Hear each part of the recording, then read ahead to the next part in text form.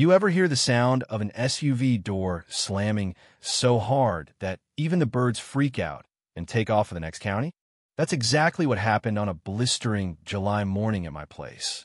Except the birds weren't the only ones startled.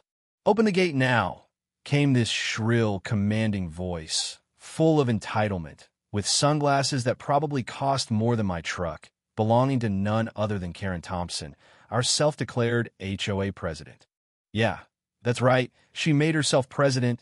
Nobody even voted. Classic Karen move, you know what I mean? I'll set the scene for you.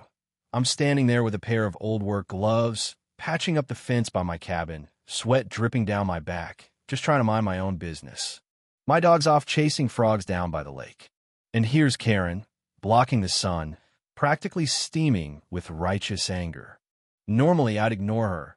Honestly, pretending not to hear her is my favorite sport. But this time, there's a whole line of cars behind her, honking, dust swirling up around them, all waiting to barge through the gate that sits smack in the middle of my private road. Now, this isn't just any gate. It's the same gate I built with my own 2 hands on land my granddad left me, long before anyone heard of homeowners association out here. "It's private property," I said, slow and calm, wiping my hands on my jeans. Didn't even bother turning all the way around. "You and your guests can turn around or wait till hell freezes over." She looked at me like I'd spit in her organic latte. Her lips curled up, tight, like she'd bitten into a lemon. "Don't play dumb, Rick. The HOA has the right to access this road. It's community land." I almost laughed out loud right there, but I just gave her that look. "You serious?" Because we both know the truth.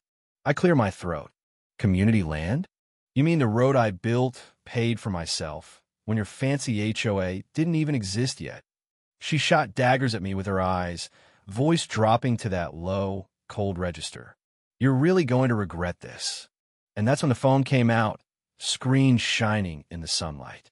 She hit record, pointing the camera right at my face like I was some wild animal she'd caught in her backyard.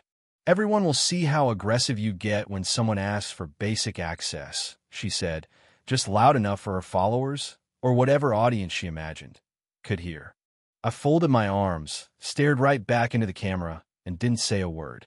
That kind of silence, it drives people like Karen nuts. She rattled the gate lock, yanking so hard I thought she'd pop a shoulder. "You don't want me to call the police," she snapped, "because when I do, you'll be the one in trouble."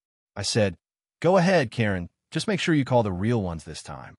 She froze, just for a split second, and I knew she remembered, because last time 2 wannabe cops in fake uniforms showed up, tried to tell me I was blocking a public road. Long story short, when I checked their badges, let's just say they weren't exactly regulation issue. The sheriff wasn't amused when he found out either. So now Karen's stuck, glancing back and forth between her carload of guests, some of them starting to look nervous, and me, standing my ground. "You're insane," she hissed. "You can't keep people locked out like this." I leaned against the fence post. "Karen, this is my land, my gate, my rules." She looked like she might explode. Then she did that fake little smirk. "Fine," she said, tossing her hair. "You think you can outsmart the HOA? Watch what happens next." She stomped back to her car, spun the tires, and took off, trailing dust and threats behind her. And here's the part where, if this was just another Saturday, I'd go back to fixing the fence and forget the whole thing. But something in her eyes made me pause, like maybe, this time, she wasn't bluffing. I barely had time to grab a sandwich before she was back. Same SUV, only now she brought reinforcements. Out stepped 2 older guys in dark suits, sunglasses gleaming, badges clipped to their belts, like a couple of low-budget men in black. "Mr. Carter," one asked, clipboard in hand. "We've had a complaint about your gate blocking access." I wiped my hands, tried not to laugh. "Yeah, I was expecting you."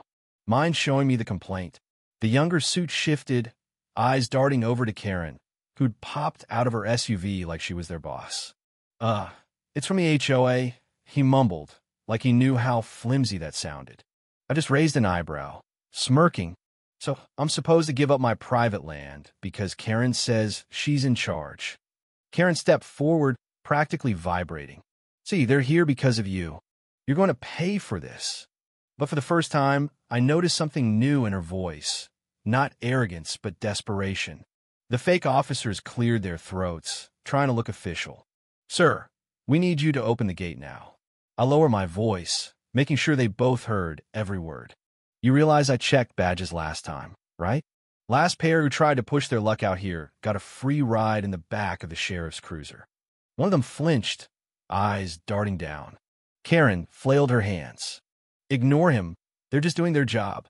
But I could feel my own adrenaline rising, because the last time Karen tried this, it blew up in her face, and, judging by the look on her own, she knew she was running out of plays. It hit me right then. She had no plan for what would happen if someone actually checked her story. She had no backup, no exit strategy, and that scared look on her face. I'll be honest, it felt pretty good after all the months she'd spent bullying the neighborhood.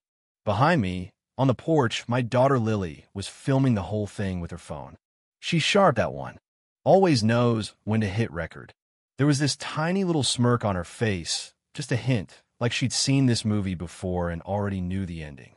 Karen stomped back toward her SUV, muttering under her breath. The two officers hesitated, then, seeing the game was up, slipped away like ghosts. The so-called authority she'd been wielding was falling apart faster than you could say bylaws. And just when I thought we'd hit peak crazy, a brand new black SUV eased around the bend, silent as a panther, windows tinted so dark you could see your own reflection. For a split second, Karen actually looked scared, which was a first. The SUV stopped, door opened, and out stepped a man in a sharp uniform. Real law enforcement, badge shining in the afternoon sun. He walked straight up to Karen, didn't even look at me. "Karen Thompson," he said, voice low and steady. She squeaked out a yes. He held up his phone, played a recording, her on camera, screaming at me, rattling my gate, threatening me with fake cops, the whole show for the world to see. "You're under investigation for impersonating law enforcement and harassment," he said, and you could hear the blood drain right out of her face. She started stammering. "No, this can't be," but it was. In a matter of seconds, the confidence, the entitlement, the fake HOA bravado, it all just collapsed. Her guests scrambled out of the car, eyes wide, suddenly realizing they weren't at some garden club meeting. The two pretend cops? Gone.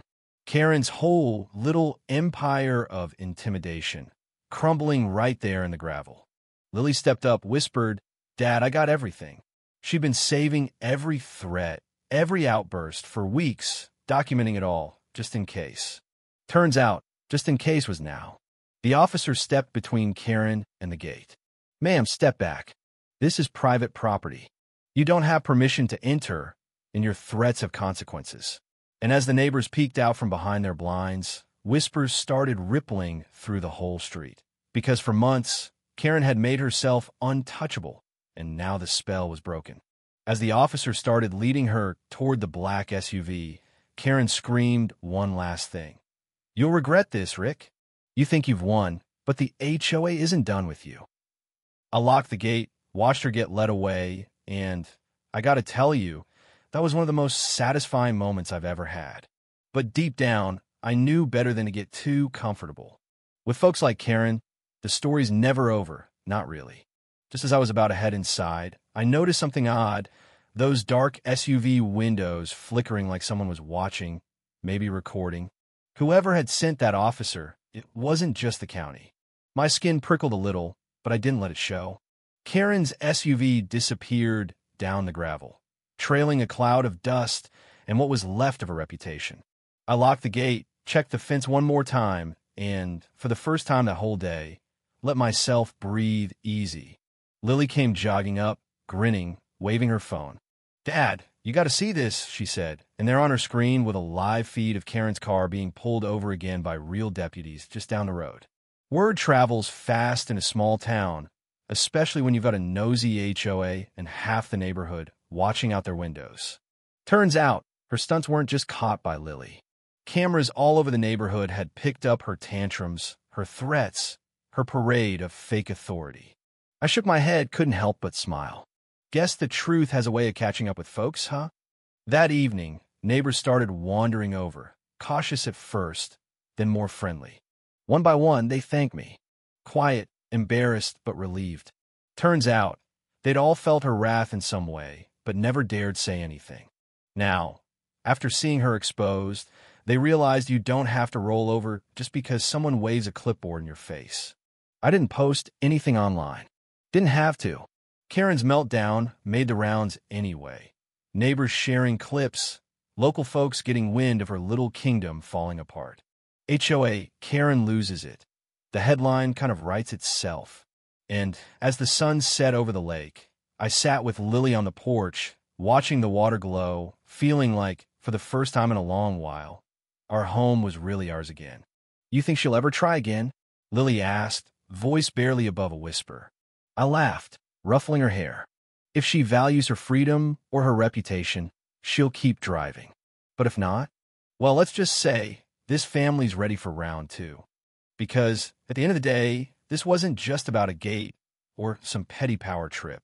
It was about standing your ground, protecting what's yours, showing everyone that no amount of fake authority can beat grit, truth, and a family that refuses to back down.